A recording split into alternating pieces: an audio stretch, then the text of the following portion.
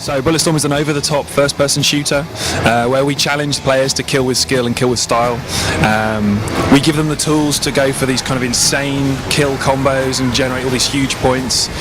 Basically have a lot of fun. You can kind of toy with your enemies like a cat with a mouse, just go crazy and have a lot of fun. So the game is fueled by the skill shot system. So in a normal shooter it's fun to kill someone, right, you know, but in this game if you kill them and you just get 10 points, you're really disappointed. You want to be as cool and creative as possible, so we give you tools like the leash, the kick and the slide, combined with your weapons allow you to do cool skill shots. So a skill shot, a basic skill shot, something like a headshot, or you could use the leash to pull someone towards you and shoot them in the air. That's a frequent flyer.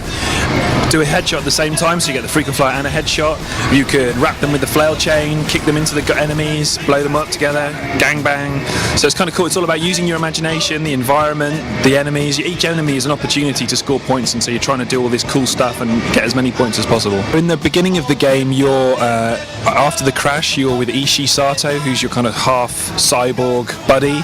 So he kind of accompanies you through some of the levels, and then at some point you'll meet other characters. Another one that we unveiled this week at GamesCom is Trishka. She's a female, so she's a leader of a squad called Final Echo, and you're kind of like, she's your sort of enemy to start with, but you realise that you have to work together to get off the planet. So you team up and form this sort of uneasy alliance, working together to get off the planet and kind of eventually escape. Stygia is like a abandoned Las Vegas of the future, I guess, is a good description. One of the core tenets of the game was that's being built is it's kind of cool sci-fi in a familiar world. It's the player can kind of recognise or sort of see visual cues of something they might see nowadays, but it's in the future. It's on this huge planet. It's abandoned, so you crash land on this planet. There's no one around. You kind of first mystery: where is everyone and why is this place abandoned? And then you discover there are people living there, but they're feral humans, rogue gangs, all trying to kill you. So that's the second thing, is why are they here and what's happened to them.